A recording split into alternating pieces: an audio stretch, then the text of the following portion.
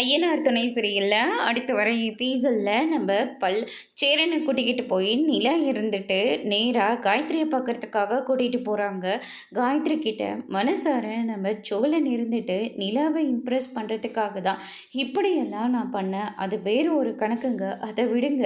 நான் பண்ணது எல்லாமே ரொம்ப தப்பு. நீங்கள் சிரித்து பேசினீங்கன்றதுக்காக நானும் உங்ககிட்ட இப்படியெல்லாம் பேசியிருக்கக்கூடாது. அதுக்காக உங்ககிட்ட நான் எத்தனை தடவை வேணாலையும் மன்னிப்பு கேட்குவேன், என்னை மன்னிச்சிடுங்க அப்படின்னு சொல்லிட்டு சோழன் இருந்துட்டு அங்கேருந்து கிளம்பிடுறாங்க.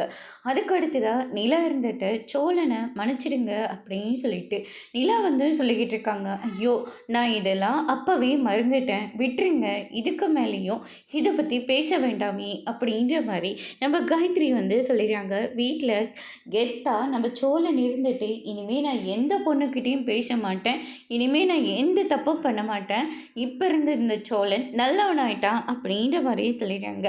பல்லவன் இருந்துட்டு அண்ணன் ஒரே தடவை சோழனை மாறிடாத, இங்கே பாருங்கண்ண, நல்லவனாக மாறிட்டா சோழன் யாருன்றதை எங்களுக்கு தெரியாமல் போயிட போகுது அப்படின்ற மாதிரி சொல்கிறாங்க.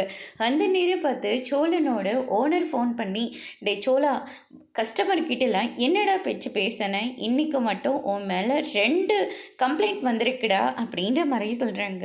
இதெல்லாம் திருந்தாத ஜென்மம் அப்படின்னு சொல்லிட்டு நிலா கட்டுப்பாக அங்கேருந்து எந்திரிச்சு போகிறாங்க. அதோட இன்னைக்கான பிரமோ முடிச்சிருக்காங்க.